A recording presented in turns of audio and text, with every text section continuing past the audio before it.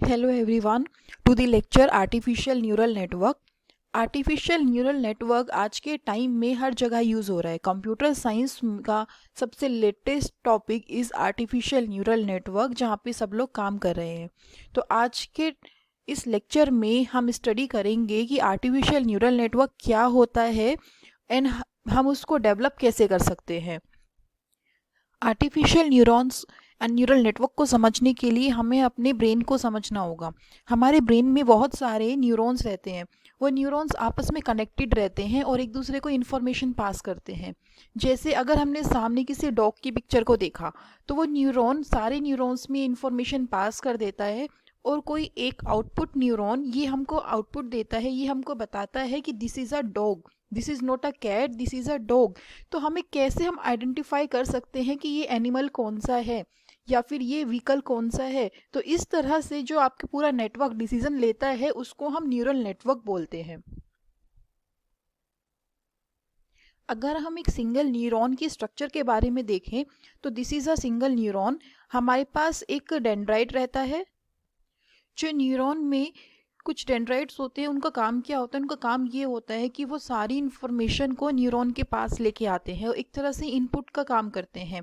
जो हमारी cell body होती है वो एक हमारी इनिशियल फेज़ होता है जहाँ पे हमको इनपुट मिलती है, और उसके बाद हमारे एक्सॉन टर्मिनल होता है जो कि हमारे लिए आउटपुट देता है कि इस इनपुट के आने के बाद क्या आउटपुट आएगा, मतलब हमको कैसे रिएक्ट करना है, कि हमको डिसीज़न लेना है या फिर उस डिसीज़न को आगे किसी न्यूरॉन को पास कर देना है। ये सारा डिसीज़न हमारा एक्सॉन टर्मिनल लेता है। जैसा कि हमने अभी कैट और डॉग का एग्जाम्पल डिस्कस किया था, यहाँ हम देख सकते हैं कि हमारे पास दो पिक्चर्स हैं। एक कैट की पिक्चर है और एक डॉग की पिक्चर है। ये दोनों पिक्चर जब न्यूरल नेटवर्क के अंदर जाती हैं तो उसको ट्रेनिंग मिलती है। जैसे एक छोटे बच्चे को हम समझाते हैं कि this is cat, this is dog, तो धीरे धीरे वो इन चीज़ों को समझना शुरू कर देता है, खुद से आइडेंटिफाई करना स्टार्ट कर देता है। तो ट्रेनिंग के लिए हमें दोनों पिक्चर से ट्रेनिंग देनी होती है न्यूरल नेटवर्क की। लेकिन अब लेट सपोज कि उसको एक पिक्चर मिली कैट की। आफ्टर ट्रेनिंग, जब एक बार वो ट्रेन हो गया उसके बाद हमने उसको पिक्चर दी कैट की, तो वो क्या करेगा? वो आपकी पूरी प्रोसेसिंग के बाद आपको आउटपुट बता देगा कि दिस इज अ कैट।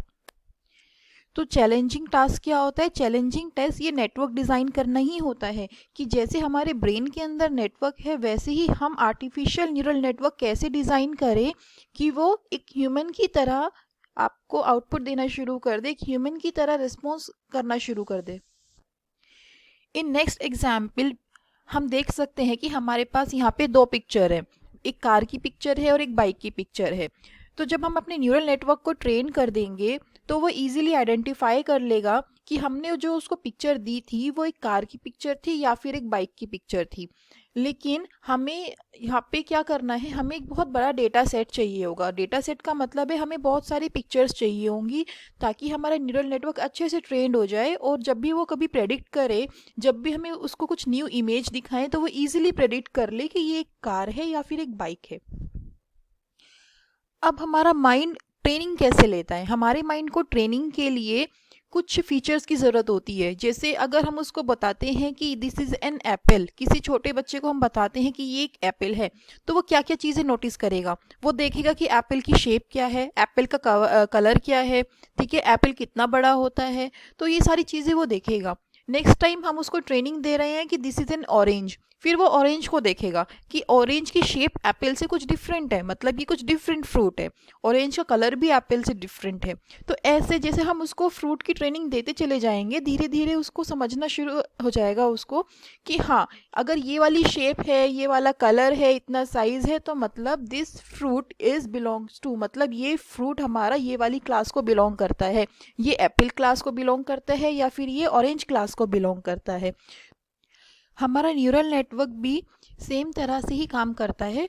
हम जब उसको बहुत सारी पिक्चर्स देते हैं तो ट्रेनिंग के टाइम पे ही वो आइडेंटिफाई कर लेता है कि पिक्चर्स के टेक्सचर कैसे डिफरेंट है, कलर कैसे डिफरेंट है, शेप कैसे डिफरेंट है, मतलब कि उनके फीचर्स को देखता है, उनके फीचर्स से लर्न करता है, और लर्न करने के बाद एक बार जब वो ट्रेंड हो जाता है तो जब हम नेक्स्ट टाइम उसको कोई भी पिक्चर दिखाते हैं, क्योंकि उसने फीचर्स तो लर्न कर लिए हैं, अब वो उस पिक्चर को करेक्टली आइडेंटिफाई कर लेता है कि ये वाली जो पिक्चर हम उसको दिखा रहे हैं वो कौन से फ्रूट की पिक्चर है। हमने ये तो स्टडी कर लिया कि हम न्यूरल नेटवर्क को कैसे एक्सेस करते हैं, मतलब न्यूरल नेटवर्क की हम ट्रेनिंग कैसे देते हैं, उससे हम आउटपुट कैसे जनरेट करते हैं। लेकिन हमें न्यूरल नेटवर्क की क्यों ज़रूरत पड़ी? हमारे पास बहुत सारी एल्गोरिदम्स अवेलेबल हैं जो एल्गोरिदम्स बहुत अच्छे आउटपुट देती हैं, पर न्यूरल नेटवर्क की क्यों ज़रूरत पड़ी? न्यूरल नेटवर्क की इसलिए हमको ज़रूरत है क्योंकि ह्यूमन ब्रेन बहुत ज़्यादा फास्ट होता है। ह्यूमन ब्रेन की जो प्रोसेसिंग होती है हम एकदम से रिएक्ट कर पाते हैं, एकदम से आइडेंटिफाई कर पाते हैं। तो हमारे ये जो प्रोसेसिंग है, ये प्रोसेसिंग टाइम नहीं लगे, इसीलिए हमें न्यूरल नेटवर्क हम डिज़ाइन करते हैं। आर्टिफिशियल न्यूरल नेटवर्क की जो प्रोसेसिंग होती है वो एज़ कम्पेयर टू जो हमारी ट्रेडिशनल एल्गोरिदम है बहुत फास्ट होती है, ठीक है। And second thing is that कि इसकी ट्रेनिंग में तो आपको टाइम बहुत ज़्यादा लगेगा। ट्रेनिंग, क्योंकि आप ट्रेनिंग दे रहे हो, आपको बहुत सारी डेटा चाहिए ट्रेनिंग के लिए, बहुत सारी इमेजेस चाहिए, बहुत सारा टेक्स्ट चाहिए, तो ट्रेनिंग में टाइम बहुत ज़्यादा लगता है। लेकिन जब एक बार ये ट्रेन हो जाता है उसके बाद ये बहुत फास्ट काम करता है और साथ में एक्यूरेसी भी इसकी बहुत ज़्यादा होती है as compare to our traditional methods. अब हम देखते हैं कि हम आर्टिफिशियल न्यूरल नेटवर्क को डिज़ाइन कैसे करते हैं। आर्टिफिशियल न्यूरल नेटवर्क की जो हमें इंस्पिरेशन मिली है वो बायोलॉजिकल न्यूरॉन से ही मिली है। जैसे बायोलॉजिकल न्यूरॉन में हमें क्या मिलता है, इनपुट मिलता है, इनपुट मिलने के बाद उसकी कुछ प्रोसेसिंग होती है और प्रोसेसिंग होने के बाद वो डिसाइड करता है कि आउटपुट क्या आएगी।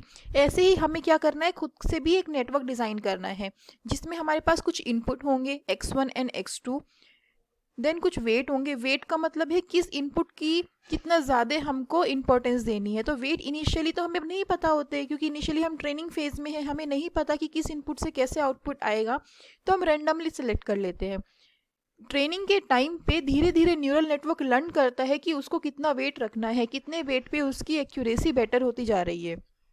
देन हमारे पास एक आउटपुट फंक्शन होगा जो हमको आउटपुट देगा और ये बताएगा कि अब हमें फर्दर प्रोसेसिंग में क्या डिसाइड करना है, मतलब हमारा आउटपुट क्या होगा।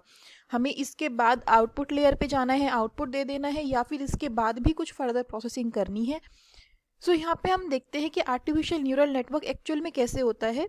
हमारे पास इनपुट है, कुछ वेट्स हैं, उनका हमने सम किया, सम करने के बाद हमने एक नॉन लीनियर एलिमेंट में उसको डाला, मतलब कि जो हमारा इनपुट आया है उसको थोड़ा सा स्मूथ करने के लिए और साथ में उसका थ्रेशोल्ड आइडेंटिफाई करने के लिए, क्योंकि हम एक रेंज के बीच में ही उसको आइडेंटिफाई करते हैं कि इसका थ्रेशोल्ड वैल्यू हमें देनी होती है, उसको पूरा चेकिंग यहाँ पे होगी। देन हमारे पास हमारा आउटपुट आ जाएगा। तो एक बायोलॉजिकल न्यूरॉन की तरह ही हमें पूरा नेटवर्क काम करता है। बायोलॉजिकल न्यूरॉन से इंस्पायर होकर हमने कुछ अपने आर्टिफिशियल न्यूरॉन्स बनाए, उन आर्टिफिशियल न्यूरॉन्स को कनेक्ट करके कंप्लीट आर्टिफिशियल न्यूरल नेटवर्क हमारा बन जाता है। यहाँ पे हम बहुत अच्छे से समझ सकते हैं कि हमारा artificial neuron and brain neural network में कैसे आपस में सिमिलैरिटी है। जैसे हमारा जो न्यूरल नेटवर्क होता है, ब्रेन का जो न्यूरल नेटवर्क होता है, उसमें हमारे डेंड्राइट्स हमको क्या ला के देते हैं, इनपुट ला के देते हैं। ऐसे ही हमारे पास कुछ वेट्स हैं, हमारे पास जो इनपुट आती है उनको हम वेट से मल्टीप्लाई करके हमें एक समिंग जंक्शन मिलता है। समिंग जंक्शन मिलने के बाद हमारे ब्रेन में भी क्या होता है, कुछ थ्रेशोल्ड वैल्यू रहती है।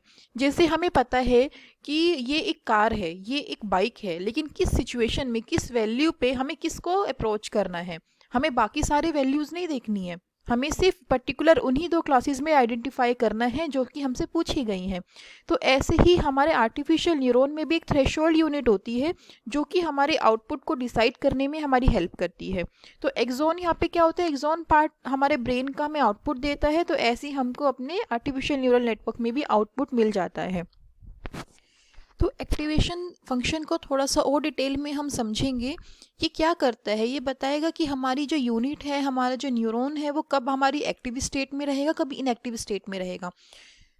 हम फर्स्ट फिगर में यहाँ पे देखते हैं, ये अगर हम इस वाले एक्टिवेशन फंक्शन का यूज़ करते हैं तो यहाँ पे क्लियरली हम देख सकते हैं कि अगर हमारी आउटपुट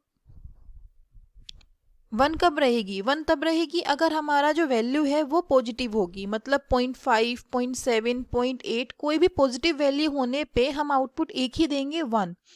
और कोई भी वैल्यू अगर हमारी नेगेटिव आती है तो आउटपुट हमारी क्या हो जाएगी, -1। तो यहाँ पे समझने वाली बात ये है कि हमारे पास जो क्लासेस हैं जो हमको आइडेंटिफाई करना है वो 2 ही हैं। हमें सिर्फ ये बताना है कि कोई भी वैल्यू हमारी जो रहेगी वो एक पॉजिटिव है या नेगेटिव है, ट्रू और फॉल्स।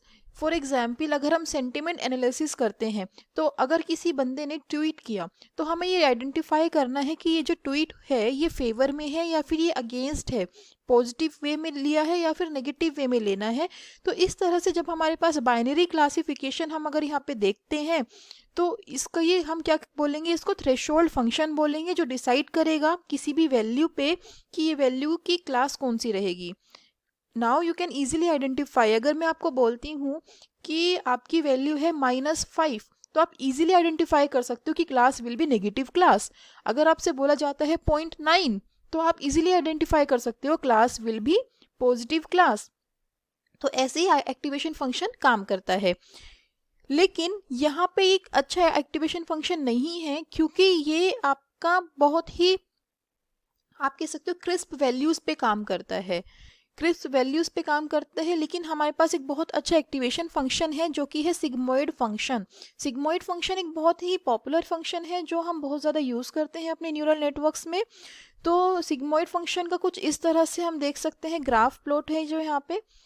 कैसे हम सिग्मोइड फंक्शन कैलकुलेट करते हैं, 1 डिवाइड बाय 1 प्लस ई की पावर माइनस एक्स। एक्स है जो हमारी कैलकुलेशन होके आई है वैल्यू, जो हमारी वैल्यू कैलकुलेट होके आई है 0.7, 0.5, 0.6, जो भी हमारी वैल्यू कैलकुलेट होके आई है that is your x.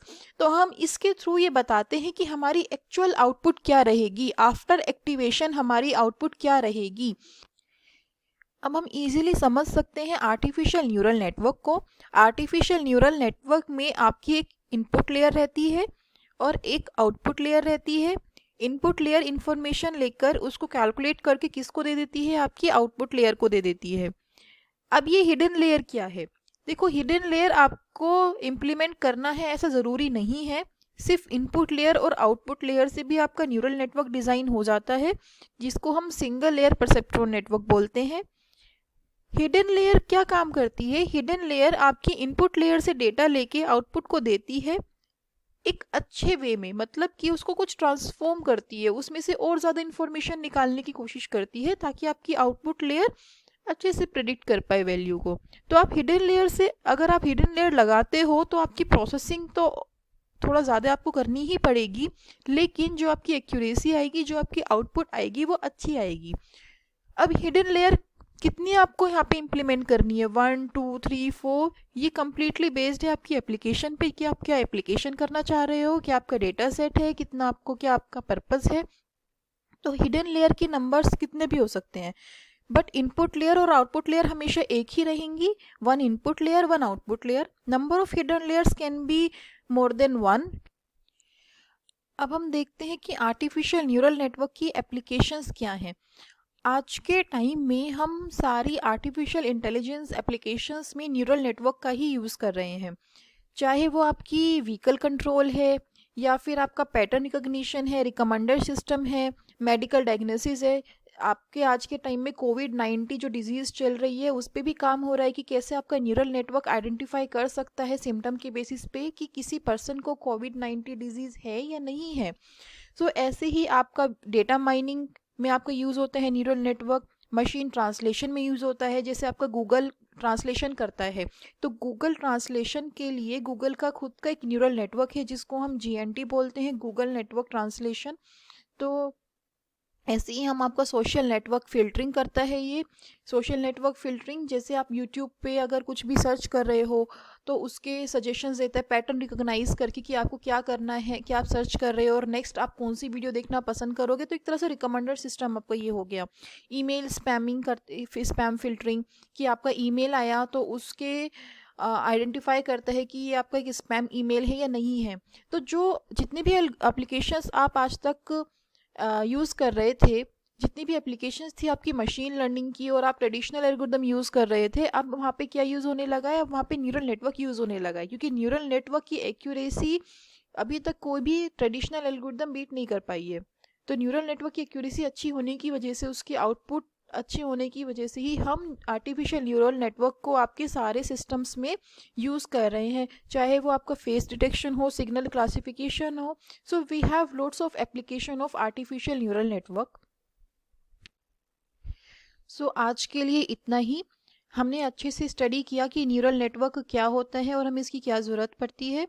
In the next lectures, we are going to discuss about the calculation of neural networks. Thank you.